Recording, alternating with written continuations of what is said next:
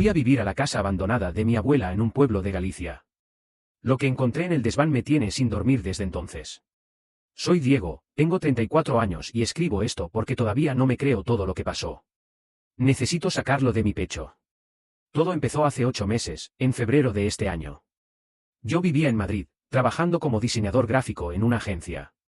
Vida normal, piso pequeño en Chamberí, mucho café, poco sueño y una relación que se estaba enfriando sin que ninguno de los dos quisiera admitirlo.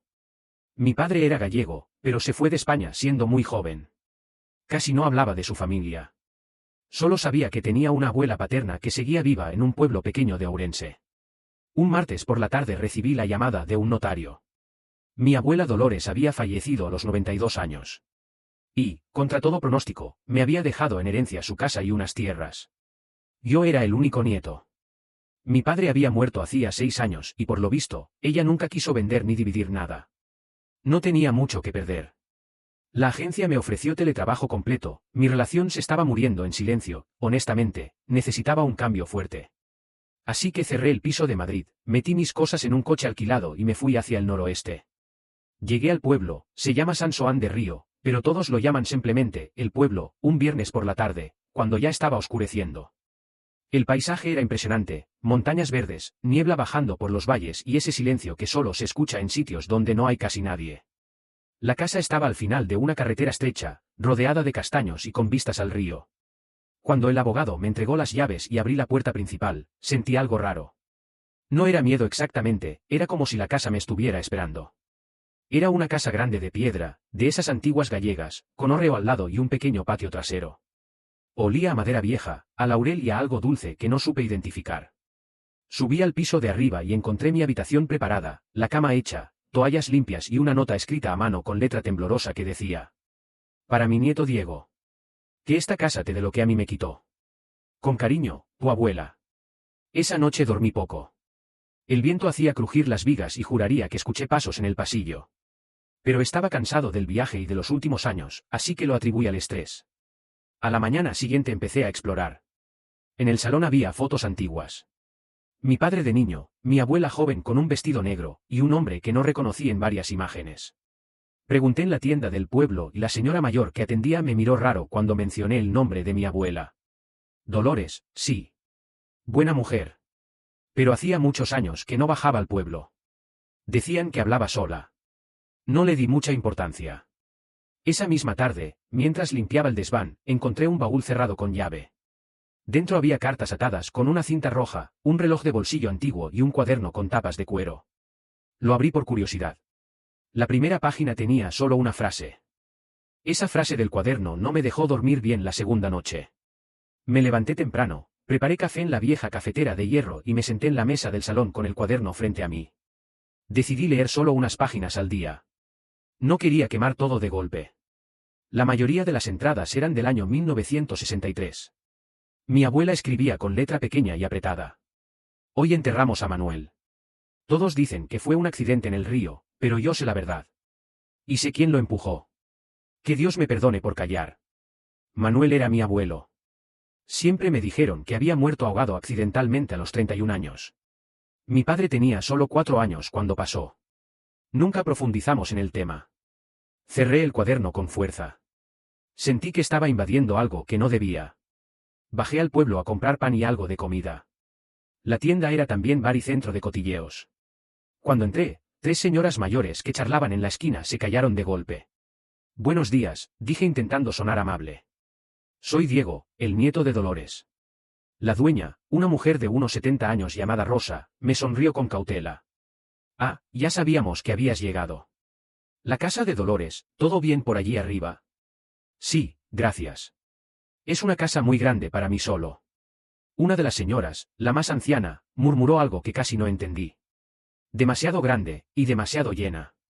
Rosa le lanzó una mirada que la hizo callar. Me vendió el pan, chorizo y queso de tetilla, y antes de irme me dijo en voz baja. Si necesitas algo, aquí estamos. Pero ten cuidado con las noches de niebla. En este pueblo la gente habla mucho, y a veces las cosas vuelven. Salí de allí con una sensación extraña. Mientras subía por la carretera hacia la casa, vi a una mujer de unos 30 años bajando con un perro pastor. Llevaba botas de lluvia y una chaqueta verde. Era guapa de una forma natural, pelo castaño recogido y ojos claros. Hola, me dijo sonriendo. Tú debes ser el nieto de Dolores. Soy Laura, vivo en la casa de abajo del camino. Era muy amiga de tu abuela. Encantado. Diego. Nos quedamos hablando un rato. Me contó que ayudaba a su padre con las vacas y que también hacía turismo rural en una casita que tenían. Cuando mencioné que estaba limpiando el desván, su expresión cambió un poco. Tu abuela guardaba muchas cosas, y muchos recuerdos. Si encuentras algo raro, avísame. A veces las casas antiguas guardan más de lo que deberían. Esa tarde seguí explorando. En una habitación cerrada con llave, que abrí con una de las llaves que me dio el notario, encontré un armario lleno de ropa de hombre de los años 60. Todo perfectamente doblado, como si alguien fuera a volver. En el bolsillo de una chaqueta había una foto arrugada, mi abuelo Manuel con otro hombre, abrazados por los hombros. Detrás de la foto estaba escrito, Manuel y Antonio, 1962. Hermanos hasta el final. Hermanos. Nadie en mi familia había mencionado nunca que mi abuelo tuviera un hermano. Cuando bajé, el sol ya se estaba poniendo. Encendí la chimenea y volví al cuaderno. La siguiente entrada era más larga. Antonio vino hoy a casa exigiendo la parte que le correspondía. Le dije que Manuel se lo había dejado todo a mí en vida. Se enfadó mucho. Dijo que si no le daba lo que era suyo, se encargaría de que nadie disfrutara de esta casa. Tengo miedo, pero no voy a ceder. Esta tierra es nuestra. Cerré el cuaderno. Fuera, la niebla ya cubría los árboles. Entonces escuché claramente 3 golpes secos en la puerta principal. No esperaba a nadie. Me acerqué despacio y abrí. No había nadie. Solo la niebla y el silencio. Pero en el felpudo había una piedra pequeña con una cruz grabada toscamente. Esa noche fue la primera vez que sentí que alguien me estaba observando desde el bosque. No dormí casi nada esa noche. Cada crujido de la madera me ponía los nervios de punta. Al amanecer, salí al patio trasero con un café en la mano. La piedra con la cruz seguía allí. La guardé en el bolsillo y bajé al pueblo decidido a buscar respuestas. Primero pasé por la tienda de Rosa. Esta vez no había nadie más. Le conté lo de los golpes y la piedra. Su cara se puso seria. Diego, hay cosas del pasado que es mejor no remover. Tu tío Antonio desapareció pocos meses después de la muerte de tu abuelo. Algunos dijeron que se fue a Argentina. Otros, que nunca salió del monte. ¿Tenía un hermano mi abuelo? Pregunté directamente. Rosa suspiró y bajó la voz. Eran gemelos. Muy unidos de jóvenes, pero se pelearon fuerte por la herencia de la tierra. Manuel se casó con tu abuela y se quedó con todo. Antonio nunca lo aceptó. Después de que Manuel muriera en el río, Antonio empezó a amenazar a Dolores. Decía que la casa tenía que ser de los dos. Un día simplemente, desapareció. Salí de la tienda con más preguntas que respuestas. Mientras caminaba de vuelta, me encontré de nuevo con Laura. Esta vez llevaba una cesta con huevos frescos. Te vi bajar temprano. ¿Todo bien? Le conté lo de la piedra y lo que me había dicho Rosa. Laura se quedó callada un momento, mirando hacia la montaña. Ven a mi casa esta tarde, me dijo. Mi padre conoció bien a tu familia. Puede que te cuente algo más. Por la tarde subí hasta su casa, una construcción más moderna pero con el mismo estilo gallego. Su padre, un señor de 78 años llamado Manuel, sí, como mi abuelo, me recibió sentado junto al fuego. Tu abuela era una mujer fuerte, empezó. Después de enviudar, crió sola a tu padre. Pero Antonio no paraba de molestar. Decía que Manuel no se había ahogado, que alguien lo había empujado. Sentí un escalofrío. ¿Y usted cree eso? El anciano miró hacia la ventana antes de responder. Aquella noche había tormenta. Yo era joven y bajé al río con otros cuando encontraron el cuerpo. Tenía un golpe muy feo en la cabeza, pero podía ser de las rocas. Sin embargo, 2 días después encontré a Antonio borracho en el bar diciendo, ya no hay quien me quite lo que es mío. Laura intervino suavemente. Papá, no asustes a Diego. No lo asusto. Solo le digo la verdad. Esa casa, tiene memoria. Tu abuela hablaba con alguien cuando creía que nadie la oía. Decía, Manuel, déjame en paz. Cuando volví a casa ya estaba anocheciendo. Decidí subir otra vez al desván. Esta vez busqué mejor. Detrás de un viejo armario encontré una caja de madera con iniciales, AM, Antonio Martínez. Dentro había cartas sin enviar, todas dirigidas a mi abuela. La última era de 1964. Dolores, sé lo que hiciste. Vi cómo lo empujaste aquella noche. Si no me das la mitad de todo, iré a la Guardia Civil y contaré que mataste a tu propio marido.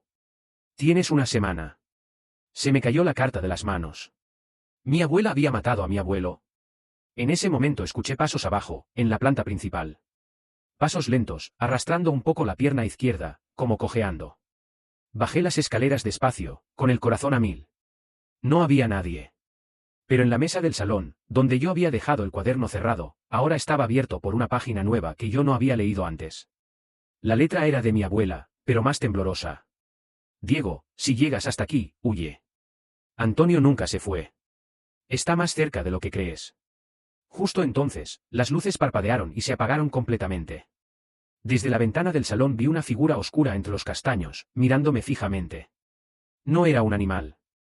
Me quedé paralizado frente a la ventana. La figura entre los castaños no se movía. Era alta, llevaba algo oscuro que parecía una capa o un abrigo viejo. Levanté la mano para encender la linterna del móvil, pero cuando volví a mirar, ya no estaba. Pasé el resto de la noche sentado en el sofá del salón con todas las luces encendidas y el atizador de la chimenea al lado. Apenas dormí. Al amanecer bajé al pueblo y fui directo a la pequeña comisaría de la Guardia Civil. El sargento, un hombre de unos 50 años llamado Castro, me escuchó con paciencia pero sin mucha sorpresa. Señor Diego, en estos pueblos de montaña la gente mayor cuenta muchas historias. Antonio Martínez desapareció hace más de 60 años. Si estuviera vivo tendría casi 90. Es muy poco probable. Pero la carta, mi abuela escribió que él estaba cerca. El sargento suspiró. Su abuela, con todo respeto, en los últimos años hablaba sola. Algunos decían que veía a su marido paseando por el patio. El duelo puede hacer esas cosas. Le recomiendo que no se quede solo mucho tiempo. Y si ve algo raro otra vez, llámenos. Salí de allí frustrado. Al cruzar la plaza me encontré con Laura, que estaba descargando cajas de leche en la cooperativa. Le conté todo, la carta, la figura en el bosque, la página que apareció abierta en el cuaderno. Diego, ¿quieres que suba esta noche y echemos un vistazo juntos? No me da miedo esa casa. Crecí escuchando esas historias. Acepté sin pensarlo 2 veces. Su compañía me tranquilizaba. Por la tarde subimos juntos al hórreo, esa construcción tradicional gallega de piedra y madera que está separada del suelo para que no entre la humedad. Mi abuela lo usaba como almacén. Dentro había sacos viejos, herramientas y un rincón tapado con una lona azul muy gastada. Laura y yo la retiramos con cuidado. Debajo había una trampilla de madera con un candado oxidado. Tardamos casi media hora en abrirlo con una herramienta que encontramos. Cuando levantamos la tapa, un olor a tierra húmeda y a viejo nos golpeó. Bajamos con la linterna. Era un pequeño sótano oculto bajo el hórreo, de no más de 2 metros de alto. En una esquina había una caja metálica y varias botellas de vino vacías de los años 60. Laura iluminó la pared del fondo y se quedó sin aliento. Había grabados en la piedra. Nombres, fechas y una frase repetida muchas veces. Antonio vive. Antonio ve. Antonio espera. Y debajo, más reciente, la letra parecía de los últimos años. Perdóname, Manuel. No quería empujarte. Se me heló la sangre.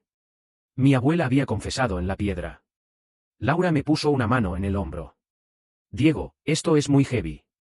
Deberíamos llevar esto a la Guardia Civil. Pero yo no podía dejar de mirar. En la caja metálica encontramos más cartas, fotos y un pasaporte viejo a nombre de Antonio Martínez, con fecha de 1965, pero la foto era de un hombre mucho más joven. Dentro del pasaporte había un recorte de periódico amarillento, desaparecido en San Xoán de Río, Antonio Martínez, 29 años. De repente escuchamos un ruido arriba, como si alguien caminara sobre el hórreo. Pasos lentos. Arrastrando la pierna. Laura me apretó el brazo. Vámonos. Ahora. Salimos rápido, cerramos todo y bajamos corriendo hacia la casa principal. Cuando entramos, el cuaderno estaba otra vez abierto sobre la mesa. Esta vez la página nueva decía: ya sabes demasiado. Algunos muertos no descansan. Y algunos vivos tampoco. Esa noche Laura se quedó a dormir en la habitación de invitados. No pasó nada romántico, solo 2 personas asustadas que necesitaban compañía. Hablamos hasta tarde junto a la chimenea. Me contó que su abuela y la mía habían sido muy amigas, y que siempre le habían advertido que no se acercara mucho a la casa de Dolores. A las 3:17 de la madrugada escuchamos claramente la puerta del hórreo cerrarse de golpe, aunque no había viento. Y entonces, por primera vez, escuché una voz ronca susurrando mi nombre desde fuera. Diego. El susurro de mi nombre flotando en la oscuridad me heló hasta los huesos. Laura se incorporó en el sofá, pálida. ¿Lo escuchaste también? Susurré. Ella asintió lentamente. Nos quedamos quietos, conteniendo la respiración. Pasaron unos segundos eternos y entonces volvió. Diego, la casa es mía. La voz era ronca, como de alguien que no ha hablado en mucho tiempo. Venía del lado del hórreo. Agarré una linterna potente y el atizador. Laura cogió su teléfono para grabar. Salimos juntos, pegados el uno al otro. La niebla era tan espesa que apenas se veían los árboles a 3 metros. Iluminé hacia el hórreo. La puerta estaba abierta de par en par, aunque juraba que la habíamos cerrado con candado. Dentro no había nadie. Pero en el suelo de madera, escrita con lo que parecía tierra húmeda, había una frase. Vete antes de que sea tarde. Laura temblaba. La abracé por los hombros y volvimos corriendo a la casa. Esa noche ninguno de los dos durmió. Nos quedamos hablando junto a la chimenea hasta que amaneció.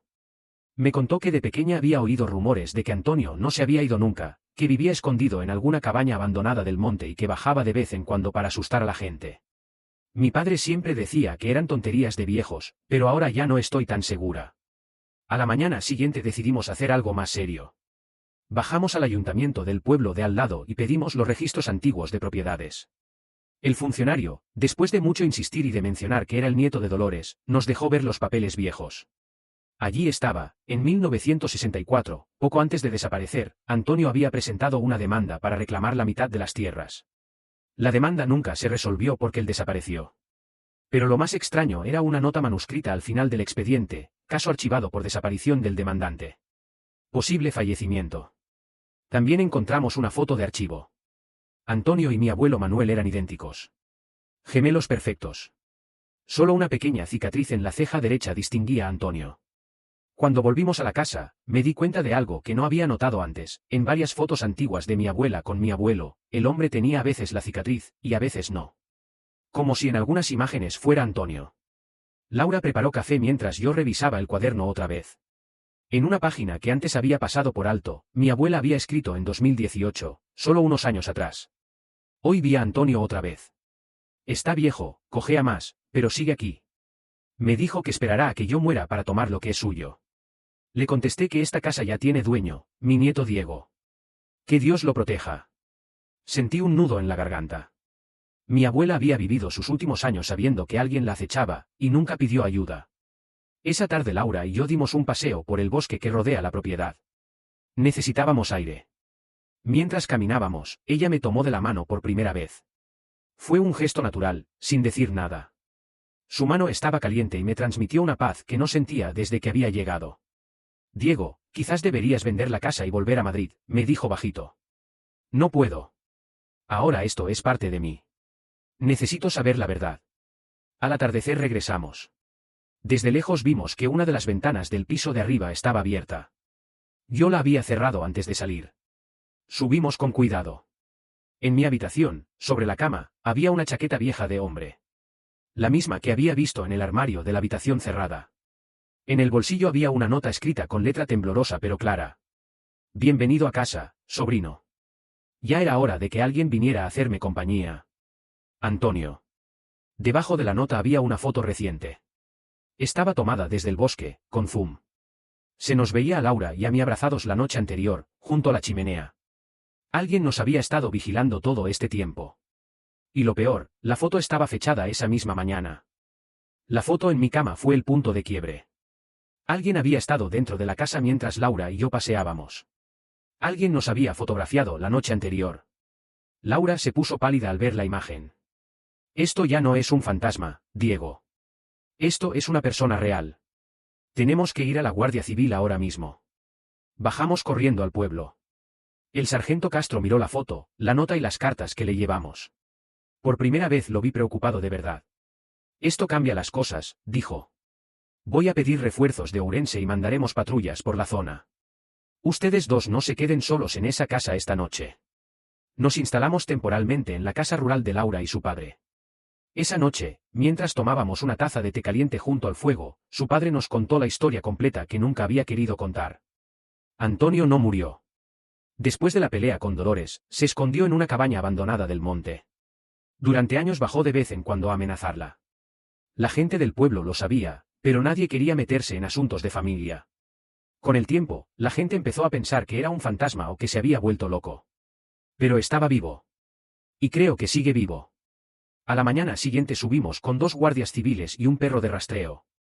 Registramos el hórreo, el bosque cercano y una vieja cabaña que estaba medio derruida a unos 800 metros de mi casa.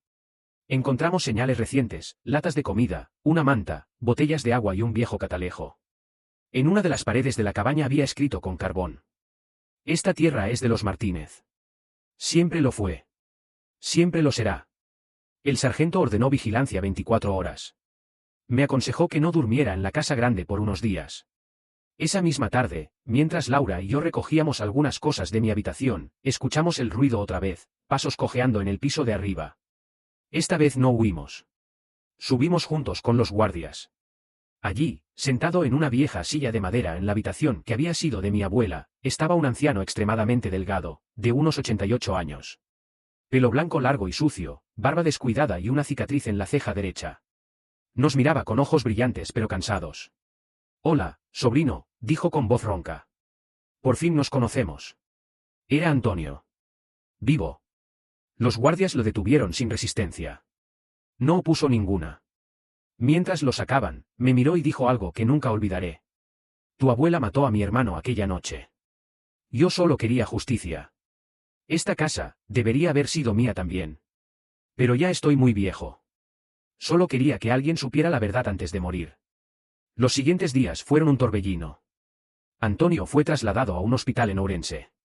Tenía problemas graves de salud y, según los médicos, le quedaba poco tiempo. Decidí visitarlo antes de que fuera demasiado tarde. En la habitación del hospital, solo los dos, me contó toda la historia. Cómo su hermano Manuel y Dolores lo habían engañado con la herencia. Cómo discutieron aquella noche tormentosa junto al río. Como Dolores, en un arrebato de ira al defenderse, empujó a Manuel y este se golpeó la cabeza contra las rocas. Antonio lo vio todo desde arriba pero llegó demasiado tarde. En vez de denunciarla, decidió chantajearla durante décadas para quedarse con parte de la tierra. Con los años me volví loco de rabia y soledad, confesó. Empecé a creer que la casa me pertenecía de verdad. Asustaba a tu abuela para que no se olvidara de mí. Cuando ella murió y supe que te la había dejado a ti, quise que te fueras. Pero ahora que te veo, te pareces mucho a Manuel. Le perdoné. No sé si hice bien o mal, pero le perdoné. Era un anciano roto por el odio y la soledad de más de 60 años. Antonio falleció 3 semanas después. Pidió que lo enterraran cerca de su hermano, en el pequeño cementerio del pueblo. Asistí al entierro con Laura. Solo éramos 4 personas. Volví a Madrid por unos meses para cerrar temas pendientes, pero la Casa de Galicia me llamaba. Regresé en verano. Laura y yo empezamos una relación tranquila, sin prisas. Ella me ayudó a restaurar la casa, a borrar los malos recuerdos y a llenarla de vida nueva. Hoy, casi 8 meses después de llegar, estoy sentado en el mismo salón donde todo empezó. El cuaderno de mi abuela está cerrado sobre la mesa. Ya no aparecen páginas nuevas. La casa ya no cruje de la misma forma. Ahora cruje como un hogar. A veces, cuando hay niebla espesa, salgo al patio y miro hacia el bosque. Siento que tanto mi abuelo como Antonio y mi abuela por fin descansan en paz. La herencia no fue solo una casa. Fue la verdad. Fue enfrentar el pasado para poder construir un futuro. Y ese futuro, por primera vez en mucho tiempo, lo quiero vivir aquí, en estas montañas verdes de Galicia, junto a Laura. Si estás pensando en cambiar de vida, a veces hay que volver a las raíces, aunque duelan, para encontrar realmente quién eres.